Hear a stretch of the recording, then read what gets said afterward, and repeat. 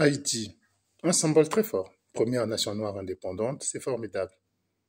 C'est bien pour le symbolisme et la poésie, mais 220 ans après leur indépendance, où est Haïti? Dans des guerres civiles, dans des calamités, dans une évolution précaire, dans une situation sociale terrible.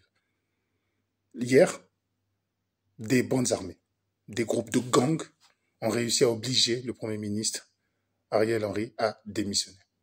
Voilà où on est Haïti aujourd'hui. Et voilà où on sera l'Afrique si elle ne prend garde. Nous ne sommes qu'à 65 ans, mais notre malheur, notre calvaire, nos divisions, nos guerres civiles, nos coups d'État peuvent encore durer 220 ans comme le montre Haïti, ou peut-être même plus encore.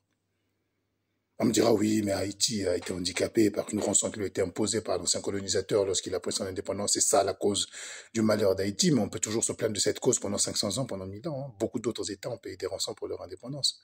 Beaucoup d'autres États, même dans le voisinage d'Haïti, ont souffert après leur indépendance. Tenez, sur l'île d'Hispaniola, dans laquelle se trouve Haïti, vous avez sur la partie occidentale, la partie orientale, pardon, vous avez la République dominicaine, qui a pris son indépendance 20 ans après Haïti et qui a souffert juste après son indépendance.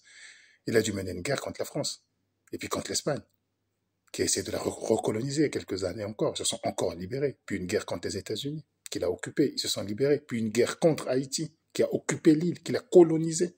Parce que l'indépendance aujourd'hui de la République dominicaine est considérée comme ayant été prise d'Haïti. Ils ont connu ensuite des guerres civiles, des coups d'État, des dictatures.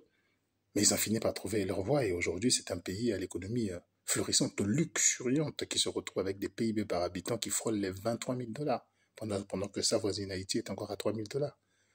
Pas très loin de là, vous avez également le Bahamas, qui est l'État majoritairement peuplé de Noirs, qui est le plus développé, le plus avancé, où le niveau de vie est le meilleur.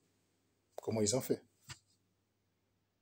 On nous dira aujourd'hui, heureusement encore que c'est Gang, hein, dont le plus célèbre aujourd'hui, ce fameux barbecue, qui est un chef de gang rendu célèbre parce qu'il brûle des gens.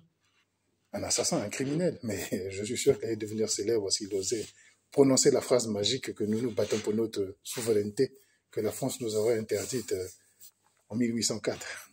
Il n'avait qu'à dire ça, et puis tous les crimes qu'ils sont en train de commettre seront lavés et il sera un héros. Et quiconque oserait signaler un crime de ces gens passerait désormais pour un vendu, un esclave de maison. Voilà un peu l'idiotie dans laquelle nous sommes et dans laquelle, si nous continuons dans ce sens, je vous assure que nous connaîtrons un sort similaire et encore plus loin qu'Haïti, plus longtemps encore. Donc oui, tous mes encouragements à tous ces pays africains qui vont aider Haïti avec leurs armées, avec leur police. J'espère qu'il y en a encore plus, qu'il y a encore plus d'intérêt, plus d'engouement, parce que la communauté occidentale n'en peut plus, elle est fatiguée. Hein. Le discours, c'est maintenant entendez-vous, entendez-vous, entendez-vous. Haïti appelle l'Afrique et que l'Afrique saute au secours d'Haïti avec tous mes encouragements.